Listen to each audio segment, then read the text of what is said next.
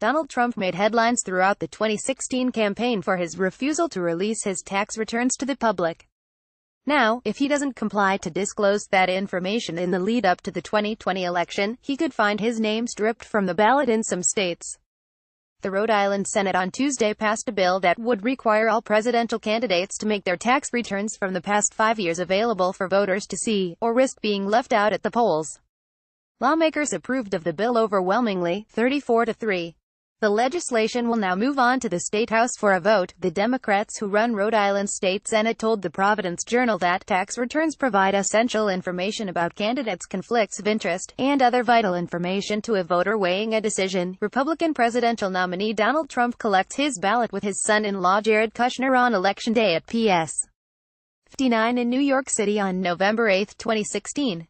The Rhode Island Senate passed a bill on June 19, 2018, that would require all presidential candidates to make their tax returns from the past 5 years available for voters to see, or risk being left out at the polls.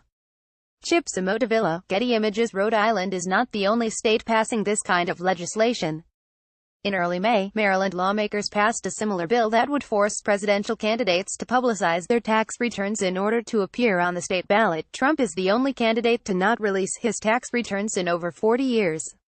His reasoning during the 2016 election was that at the time, he was being audited by the Internal Revenue Service and couldn't release any information until its review was over. "I get audited every year.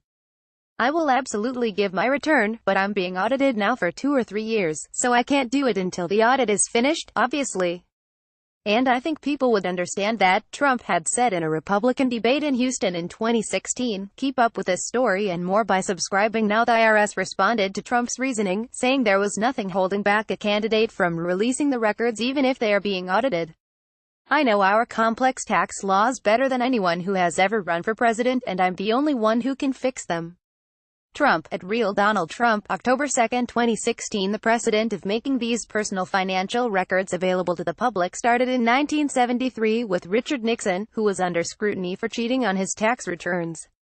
His write-offs became public because of the Watergate trial. The public demanded that he make his finances public.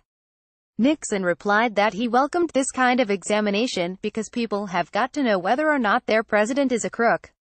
"Well, I am not a crook." Months later, he resigned from office and was accused of misusing government agencies like the IRS and the FBI. According to the White House, the current president filed an extension on his 2017 tax return and has until October 15 to submit his records.